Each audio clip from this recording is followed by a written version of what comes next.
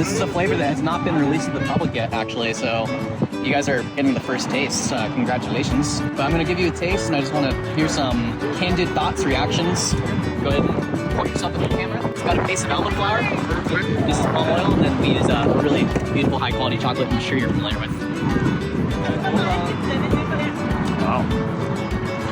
That's really good. A gentleman named Charles, we were doing a store demo at Calmart in Calistoga, not too far away from the Greystone. But he introduced himself to us as the ex-director of Greystone.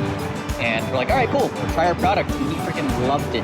He bought a bunch of it, brought it home, and had a party. And I was like, if we can get the director of the CIA, Greystone, to say, yeah, I think we got a double thumbs up on the product. It's just really good, actually. What is one thing that really stands out? You said there was hazelnuts? There is no hazelnuts. This is almond flour. Yeah. Almond flour, yeah. It tastes a lot like hazelnut, actually. But not really nutty, but